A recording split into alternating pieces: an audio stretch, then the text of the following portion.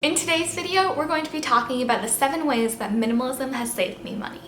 Now, to be clear, I've saved money a lot more ways with minimalism than only 7, but I'm going to be highlighting probably 7 of my favorite in this video. If we don't know each other yet, my name is Ashlynne and I make videos on this channel 3 times a week about minimalism and intentional living, so if you haven't subscribed to my channel yet, definitely be sure to do so below. Like I said though, we're talking about the 7 ways that I save money with minimalism, and I think it's so cool that this lifestyle of minimalism can really help us to live a more intentional life in so many different ways, and one of those ways definitely is our ability to save money is absolutely increased when we apply minimalism across our lifestyle. So I'm going to share just a few ways that I save money with minimalism. I hope that you guys enjoy this. So the first way that I save money is that I no longer buy things out of obligation. I was absolutely that person who, if I went into a coffee shop to meet a friend, would feel obligated to buy that coffee. If I went to a mall, I would feel guilty if I walked out of the mall empty-handed. There's just this feeling like I should buy something when I'm in this environment that I think minimalism has really helped me to conquer. I have the ability now to go into a store, and if they don't have what I'm looking for, just to walk out and not feel any guilt or like any kind of obligation to buy, which is something that I definitely cannot say was true, I guess, in the past for me. That has been a huge kind of freedom and a release for me, not being, being plagued by guilt whenever I go to a store.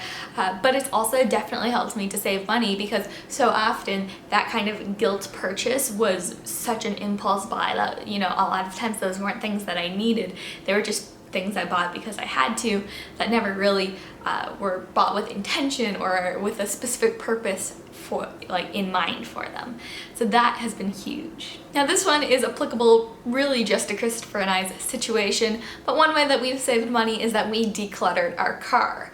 So we still have 1 car, but we used to have 2, and the reason for that was, when we lived in Raleigh, we really both needed a car. There isn't a good, public transportation system there, and Christopher and I have both had commutes in totally different directions, and we were working outside of the house every day. So we really did need 2 cars. But when we moved to Charlotte, we were both working from home. We were in walking distance from a lot of different stores, groceries and all that stuff. But yeah, it was so cool being able to say, no, at this point, this is just a want, not a need, and what's the point of keeping it? It was also an older car, so it was needing to have repairs done to it fairly frequently. So we saved a lot of money not having to worry about gas or insurance or repairs. So yeah, that was kind of huge for us. And to be honest, we decluttered that 2 months ago now, I think, maybe a month and a half ago, and there hasn't been a single situation where we would have needed the car. We've been able to, anytime there was even like a small little glitch in our plan, we were able to figure it out, absolutely no problem. Another way that I have saved money with minimalism is that I don't use payment plans for anything, and then I never carry a balance on any of my cards.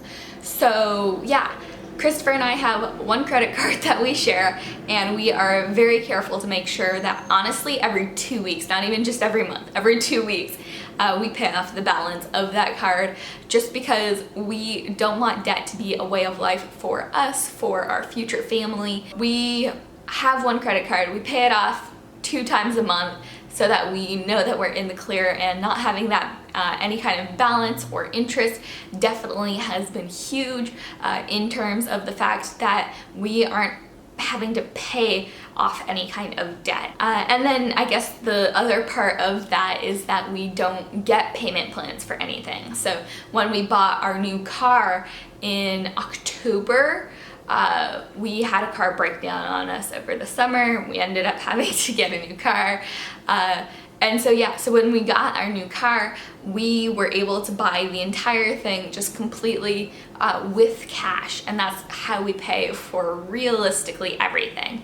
Whenever there's a payment plan offered, like a lot of times for phones, payment plans are offered, we just say, no thank you, I'd rather pay it out of hand, because it is so much cheaper to just pay for it in the immediate moment than have to worry about the payments and interest that come at a later date. So that's definitely been huge for us.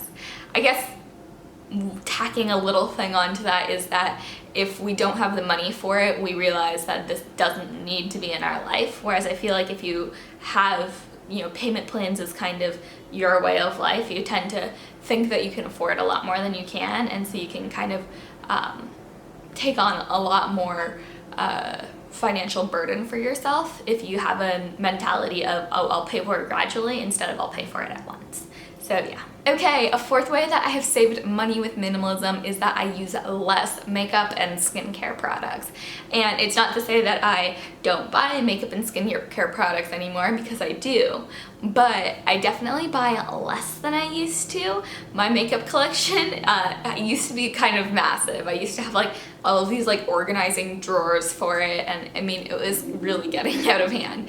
But that, you know, all of those products put a pretty large financial burden on me, in the fact that a lot of my paychecks were going to pay for new makeup products, new clothing products, and I mean skincare sort of, but I'd say makeup was the big one for me. But yeah, being able to really simplify my makeup routine and my skincare, I have saved a ton of money just in the simple fact of I buy less products now. So this next one has been essential for me, and it's the fact that I now wait 24 hours to 30 days before I make a big purchase. So and by a big purchase, I don't necessarily mean big monetarily purchase, but just in the fact that it's like a purchase outside of my regular routine. So if it's not groceries, if it's not general hygiene stuff, you know, if it's something physical that I guess would last. So an example of this, I guess, is I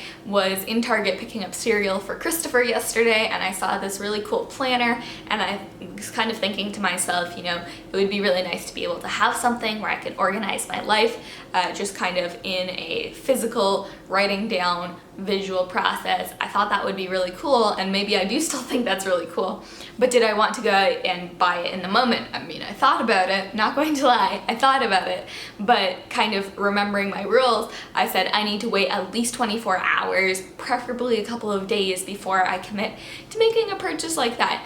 And you know, maybe I will go out and buy a planner a week or two from now, but to be honest, I just think that it's really good at keeping you from buying things out of impulse, because if a week from now I look back at it and I think I don't need a planner to myself, then I'll have avoided an impulse buy.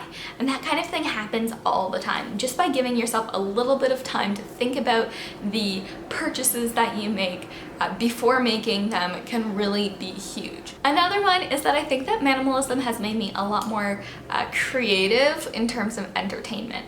I used to be that person who, when I didn't know what to do, or when I was out with friends, we would basically go to coffee, go to a movie, go to a restaurant, or go to the mall. And we pretty much only did those 4 things. And I mean, don't get me wrong, any one of those things can be fun every once in a while, but I think minimalism and just kind of the idea of living a more intentional life has opened my eyes to the fact there are a lot more fun things that you can do, and a lot of things that you can do to save money. I think that I've really become a huge fan of the night in, have friends over for tea, let's do face masks and watch a movie, you know, that we rented from Redbox. That's a lot cheaper than going to the theater and going out to dinner. And honestly, a lot of times it's more fun. You get to have a lot more of like relationship building time instead of just strictly, you know, let's go spend money.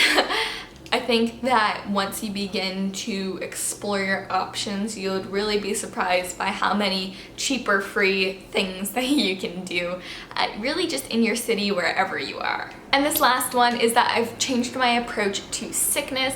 Now, when I'm sick, I try to let my body heal itself naturally before turning to medication to help fix my problems. And it's kind of that whole story of like when you're a little kid and you hurt your finger or something, you're like, oh no, mommy, I need a Band-Aid for it because the Band-Aid will make it feel better. When in reality, like your mom knows that being able to expose the cut to oxygen and letting it heal itself naturally is really what's best for it.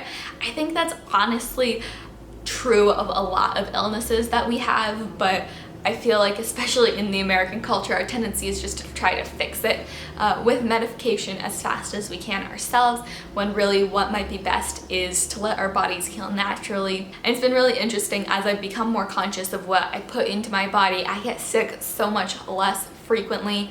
I honestly probably am sick maybe once to twice a year. So just kind of being more healthy, being conscious of what I put into my body, and maybe not turning, you know, to medication automatically has definitely saved me a lot of money, in terms of the fact that I don't need to worry about missing work because I'm out sick. I don't need to worry about paying for what are sometimes very expensive medications, and just kind of being able to live your fullest and healthiest self in general makes you more productive. And I mean, for somebody who doesn't work based on salary, having extra time to work does mean I get extra money. So in a way, I guess it has saved money for me, but it's also helped me to make more money too. So I guess that's a fun little benefit of it. Anyways, guys, that's everything I have for you today. Those are the 7 ways that I have saved money with minimalism.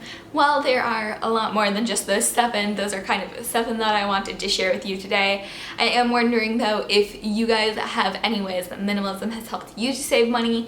If you have, I would love to hear about them for ideas and inspiration. So definitely leave them in the comments below. Also, remember to subscribe today if you have not already, and I will see you in the next video.